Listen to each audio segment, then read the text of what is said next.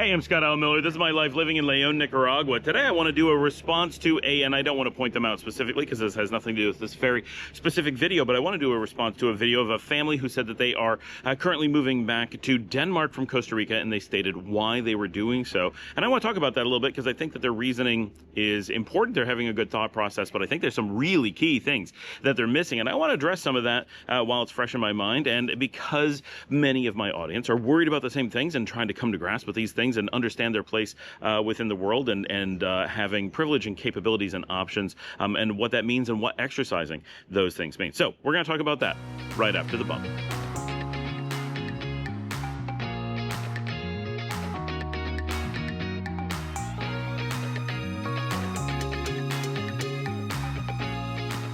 So to set the stage, in this video that I just watched, is a family that's been living for some time in Costa Rica. They've built a home there, like literally a physical home that they've been living in. They're trying to live very sustainably, meaning ecologically sustainably, as the Danish tend to like to do, and as Costa Ricans, of course, are very much in favor of. It's a very important thing there. So this is something that they have done, and they're living this beautiful lifestyle in beautiful Costa Rica, just to the south here. And they are now moving back to Denmark. And they stated that the reason that they're moving back is because that they feel that they don't feel that they should be using their place of privilege, which means that they're right with their passport to be able to move wherever they want. Basically, Denmark doesn't allow Costa Ricans to move to Denmark, right, very easily, but Costa Rica allows Danish to move to Costa Rica very easily, right? And they feel that by being in Costa Rica, they're using resources like water. They are consuming resources, right, and raising prices on things by being there.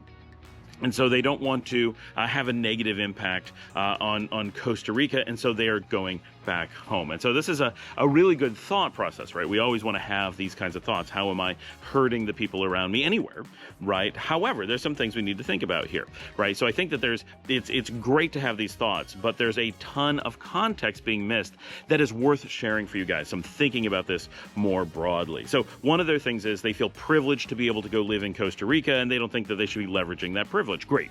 We should be considering whether our European or North American privilege is giving us things that other people don't have. But that doesn't mean that we should simply never use those things either. That is not the same. For example, Costa Ricans can move to Denmark. It's just harder, right? So it's not exactly the same thing, but it's also true. So you can look at it in the relative sense. It is easy for Danish to move to Costa Rica. It is difficult for Ticas to move to Denmark. Okay, but it is also a privilege to just be able to live in Denmark. So by going back to Denmark, you could say, well, that is actually leveraging the privilege. Privilege is not something you can simply turn off, and this is a painful reminder to those of us who tend to have quite a bit of privilege just because of where we were born or what group we were born into.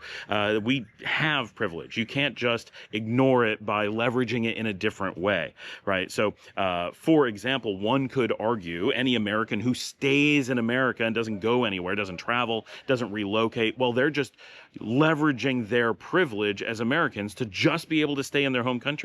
They don't have to migrate to the place that's better for them or that find the place. They just start there, right? It's easy if you are looking at this from a Costa Rican perspective to be like, wait a minute, their privilege is to get to live in Denmark. So they're leveraging their privilege and just bailing on Costa Rica.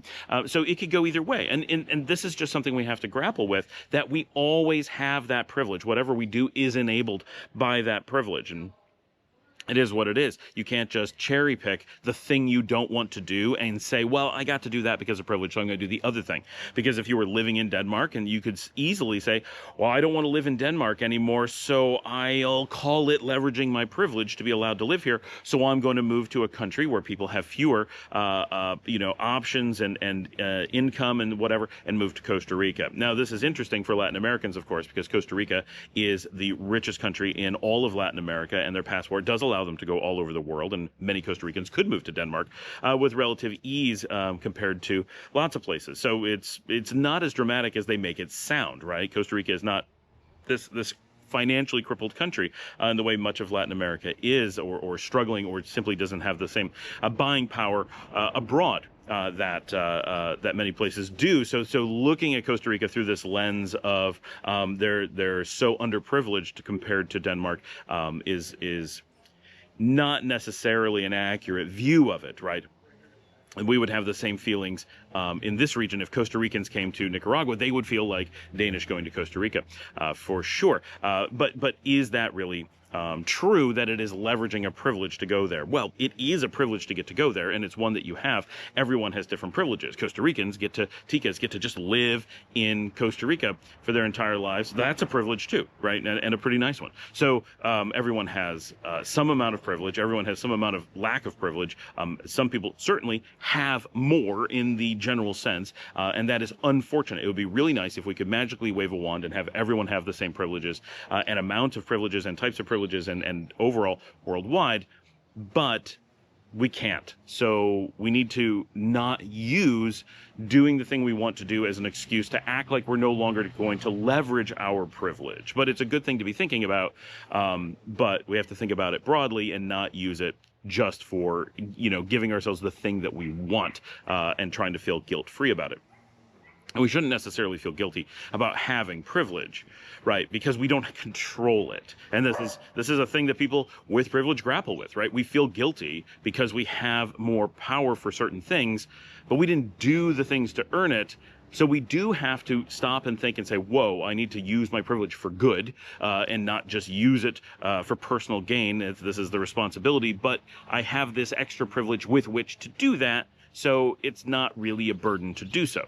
So the second thing that they said is that they're using water. So this is relatively valid. However, Costa Rica has sufficient water, and the Costa Rican government is making sure that they are using water sustainably. So being concerned that you're using Costa Rica's water, probably not a real thing. In most cases, you're going to be drinking out of rainfall, maybe not directly, but you're not going from, for example, unsustainable aquifers that are being drained. Now, I am not a hydrologist. I'm not studying what's going on in Costa Rica as far as their water supply, but just knowing Costa Rica, I do not have any expectation that they are doing this kind of stuff, right? Costa Rica's claim to fame is that they've got this stuff nailed. If there's one thing that Costa Rica does right, and they do a lot of things right, but if there's one thing they do really right, it's sustainable living. So we don't think that someone who's living there is actually using a non-renewable water source. They're using water that's going to just go to the ocean otherwise.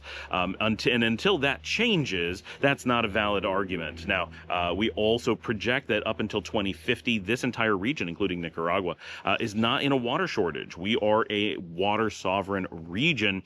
We are perfectly fine on water. So those aren't things we have to worry about. We still have to, we have to seek out clean water and protecting our water supplies and not be wasteful. And all that's true, right? This is not an excuse to be wasteful.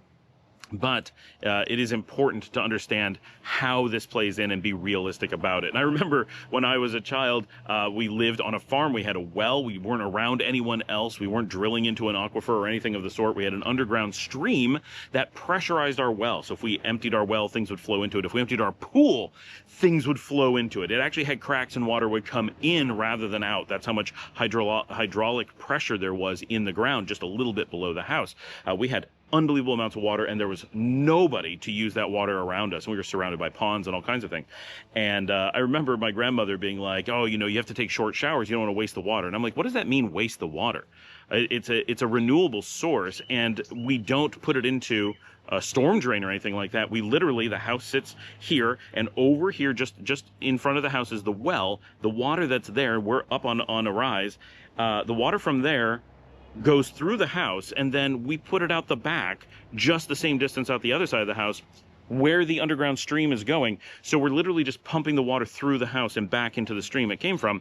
I'm like, how can you be wasting it? Now, if we were going to run out and we don't have enough for later today because it's not flowing in fast enough, well, that would be different, but it would not be a major problem. It would just be our house having to wait for the stream to regenerate our available cash. But it's not like that. We had basically unlimited water coming through, and we weren't, if you were downstream wondering if you're going to get water, the volume of water flowing past would never change. Averaged over a 30-minute period, right? Maybe over a 2-minute period it would change, but averaged over any period of time, it would not change. That's kind of where Costa Rica is. So this argument of, and now if you're in a city and you're using the processed water supply from the city, that is completely different. Municipal water supplies are limited things, and they do have processing, and they have cost and chemical cost and ecological cost to go with them. But if you're just taking water from, if you're catching rainwater before it hits the ground and taking a shower and letting it hit the ground afterwards, you have not wasted water no matter how long you spend in the shower. So it's all about context and understanding your water supply in that particular case. Same thing is if you run air conditioning but you're on solar and you're never hitting any kind of power generation, well, whether you turn it off and just don't use the solar, or you crank the air conditioning and leverage the solar that you already have, doesn't change how much sunlight you're wasting, right? I mean, if anything, by not using the air conditioning, you're wasting the fact that sunlight is there generating power that you're not using. So you'd actually kind of think of it the other way, right? We got water. If we're not going to use it, it's just wasted. It's just going to go straight to the fish, and we're not going to enjoy the sound of it in our fountain or whatever. So I don't think that that's a real argument, at least not for most of Costa Rica, maybe in San Juan, of course. And then, they said, well, they're driving up prices and they want to do that. And obviously that's a real concern, right? Costa Rica has this as a major problem going on, that their cost of real estate, their cost of food, their cost of restaurants and other services is getting quite expensive. In not all cases, right? People have pointed out, rightfully, that there are many parts of Costa Rica where it's still very affordable to live, and you can seek that out and live like a Costa Rican and do quite well. But the secret is not being in a tourist area and mostly living like a Costa Rican would. Now, this family, I don't think wanted to do that, and I think that's the real privilege that they weren't pointing out, is that they wanted to live like they were in Denmark in a fancy Danish home. And I'm not saying I haven't seen their home. This is the feeling I got from the video, and this would explain some of these things. They wanted to be able to live a privileged lifestyle, and doing so in Costa Rica, it stood out and made it obvious that they were living a privileged lifestyle, whereas if they were to move back to Denmark, they could live that exact same privileged lifestyle, not change the amount of privilege that they're leveraging, but do it out of sight. And one could argue that this is the great privilege of Europeans and North Americans, is that when we sense poverty or a situation that doesn't make us comfortable, we have the privilege to continue to live how we want, where no one will notice us, and we can blend in along with many other privileged people so that we never have to feel badly about it. And that's the sense I get from this. Now, of course, if they lived in Costa Rica and they were eating food like Costa Ricans and they were buying property like Costa Ricans and so forth, they wouldn't be driving up prices. Maybe some 0.00001% simply by being an additional real estate investor in the market. We're going to move to get out of the sun here just a little bit. But they're not going to actually drive up prices. You only drive up prices if you are overspending on things, or you are buying luxury items that otherwise would not exist. But even that rarely drives up prices, right? If you're buying luxury watches, or you're buying, fancy lobster dinners or salmon flown in from somewhere, that does not drive up the prices of locally caught fish. That does not drive up the prices of locally produced butter or anything like that, right? Those things remain market commodities that are priced based on what everyone is paying. If you're simply bringing in luxury goods, it doesn't impact that. And in fact, you'd be eating then from this other supply. What's the concern, the implication that they're not stating, is that they are going out and overpaying for these things. They're not competing on price. They're not making the same decisions for price that a Costa Rican would make. And so that is driving up prices. And again, it is a privilege to be able to do that. You could just not leverage that privilege. So the situation is not living in Costa Rica, and I'm 100% certain of this. It is not living in Costa Rica that is the privilege that they're getting away from. It is the leveraging of other privileges in Costa Rica that is having a negative impact on Costa Rica, and their desire implied is that they wish to continue living a privileged life and are tired of it being visible, because they're going to use water. Just because you move to another country doesn't mean you're not using the global water supply. Just because you're living in another country doesn't mean you're not going to drive up prices or anything like that. Like, those things are still potentially happening simply because you're living a privileged lifestyle. Right, you're making the world a more expensive place regardless of where you are, and that's okay, right? People have to live their lives, but there's this idea of, oh, I feel very, very exposed when living in Costa Rica, and so that's what they want to move on from. That is how I'm reading this, and very importantly, so that's on one side. Now I want to look at the other side, right? Why is Costa Rica allowing them to live there? We've done this in other videos, so this is an important, really important point. Is Costa Rica allows them, would potentially allow me to move to Costa Rica for a very important two important reasons. One is that Costa Rica is very passionate about the rights of global migration. This is a privilege everyone should have, and they are giving this right to the world everyone has this right, more or less. Many people, tons of people have this right to move to Costa Rica and other places in the region because this region is passionate about migration and believes that people should be able to live where they need to, whether it's for work or whether it's their cultural affinity or where it's right for them or whatever, or avoiding wars and so forth. So that is something that Costa Rica is passionate about, and leveraging that, while yes, it's a privilege, is a broad privilege available to many people and an important one to not just throw away. And that's a sense you get from this video. Basically, it had the feeling of all people should just stay where they're from, which is very much the opposite of how expats tend to feel. Expats tend to feel that the world should be more globalized and that people should go where makes sense for them and where they can do good. This thought of you should be the property of the country you are born in, that people shouldn't migrate, that culture should be homogenous. That's the feeling. Like, I got a lot of very strong they didn't like, I'm sure this isn't what they were saying, but it definitely came across as this place isn't with their people and they need to be back with their people and all people should stay with their people. I guarantee that is not what they intended to say, but that is definitely the vibe that came across, and that is something that I think all of Latin America would come out very strongly and say, that is not a message we want to send. That is not anyone's good. That's not a good message, right? People should have some protections of their cultures and should not have to give them up because of other people's migratory processes. Absolutely. But should people be trapped with whatever culture they were born into simply because they are the property of that culture? Absolutely not. That is absolutely horrific, right? It sounds good when you present it a certain way, but when you really think about it, that's a terrible, terrible mentality. We do not want to promote that. So I don't think that they meant to, but it certainly came across that way. So that's something to be worried about when we start thinking about people should stay with their people, right? Really? That's, you can say that at a national level, and mostly it seems like, well, no, we're talking about your passport borders. Okay, but once you say it about passport borders, you're going to start saying it about city borders or neighborhoods. Oh, this isn't your neighborhood. You shouldn't be here, right? That's the vibe you get from that, and that is absolutely not what they were intending, but that mentality leads to that very quickly because there's no actual logical difference between them, right? There's just some places that we culturally accept saying those things and some places that we culturally don't. That's about it. But more importantly, what is Costa Rica's driving force for allowing them to live there? Well, that is that Costa Rica needs to create jobs and income through tourism. How do they do that? Well, they do that by having people either tour or live in their country.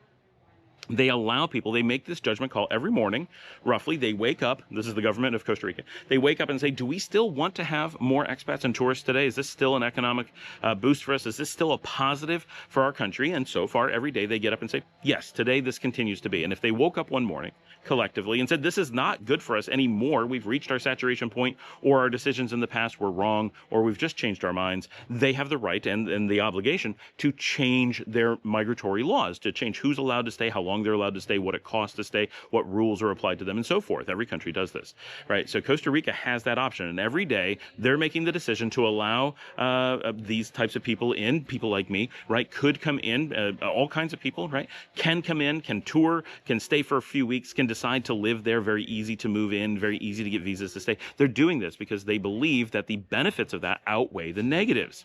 So it is, in some ways, you could say it is a privilege to be allowed to help Costa Rica. Now, you still want to behave well. Just moving in and being a jerk is not a good way to go. Moving in and, like, these people seem to be really trying to make a positive impact, right? I'm saying all the negative things that they said, I think were accidental. But those are things that are ingrained in them from Northern Europe, right? These are negative thought processes that it's just so, it's like, it sounds good to say I'm not going to leverage my privilege. It sounds good to say you should be with your people, because that is a very Northern European thing, right? And it's accepted in a way that in most of the world, it's not considered okay to say, but because it's so ingrained in their culture, I don't think that they were realizing just what they were saying. But, so it is a privilege to get to help Costa Rica. Costa Rica wants people to come in and be a positive impact. People like these people, right? People who are being sustainable, people who are thinking about their impact, people who are trying not to raise the prices and so forth, people who do want to live there and integrate, or did. Now, I think they're just making excuses to go back and trying to make it sound positive. But that is a very important thing to understand, is that you are not taking advantage of Costa Rica. You're not sneaking in.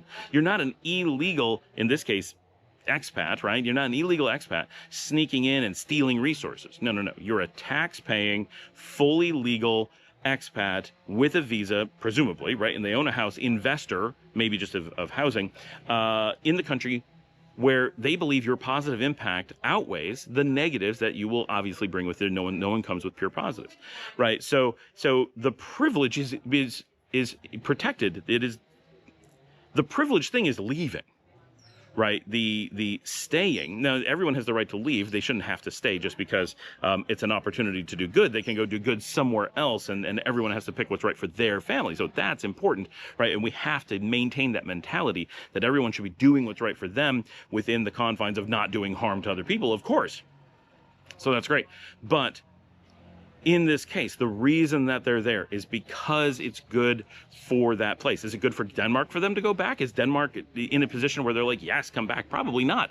Denmark is letting them go and has to let them back because they're Danish. But that's different than Costa Rica being like, please come live here. And then being like, no, I don't want to harm you. No, it's not going to harm us. Please come live here. No, I want to go back here. And Denmark's like, I guess you have to come back. Right? So think about how that privilege is really playing out. So when you're thinking about moving to a country like, and you know, here in Nicaragua, people say this a lot. Well, I'm concerned about moving there and not being a benefit to the country. Absolutely, that's the mentality to have. But it's bad if you have that mentality and your answer is, so I'm not going to move. That is doing the damage, just in a you never did the good kind of way. If you truly want to make a difference, maintain that mentality and move to the countries that want to have you. Nicaragua, Costa Rica, Guatemala, Honduras, El Salvador, all of them, and many others are like, please come in, join our community, be a positive impact. And those of you who are concerned about these things are the creme de la creme of potential expats. You're the ones who are going to sometimes screw up, sometimes be unable to avoid raising some prices, but in most cases, you're going to contribute to our economy, you're going to contribute to our diversity, you're going to contribute to eliminating empty houses, you're going to help eliminate unemployment, you're going to ease housing crunches, you're going to help keep the country vibrant. Sorry, I had to take a break, and now I'm in a major rainstorm. I'm going to grab film of that for you instead of this. But the point is, you're potentially the good expats. You're exactly in the category of who they're looking for and the specific ones within that category that they are looking for. So don't look at this as using your privilege to take advantage of a situation. While you may be getting some good out of it, of course, that's part of the game. But you are also, in most cases, allowed to do this because you're providing something very needed. And it is important for those of us who do have the privilege, the capability to make a difference, to use our privilege to make a difference rather than running away from it and saying, I don't like feeling like I'm leveraging my privilege. I'm going to go somewhere where I don't have to face that reality. And that is a loud bus going on. Probably can't hear it over the rain. And you don't want someone who's going to say, oh, I don't like seeing poverty. Instead of saying, I'm going to hide or bury my head in the sand or run away, what you want is people who say, this isn't perfect, but I'm going to use what privilege I have in an impactful way, in a positive way. I want to make a positive difference, even if in a small way, but I don't want to hide somewhere and do nothing. At very least, I'm going to try my best. I'm going to be mindful of the fact that I have this privilege and try to use that in a positive way. And just by wanting to do that, I guarantee you that is going to move you into a completely different category, and you are going to behave and act and have value no matter what you're trying to do. So thanks for joining me. Like and subscribe. If you'd like to help support the channel, you can buy me a coffee at buymeacoffee.com/Scott Allen Miller. Hope you enjoy the video of the rain. It is a gorgeous day here. It's just loud and hard to record. And I will see all of you tomorrow.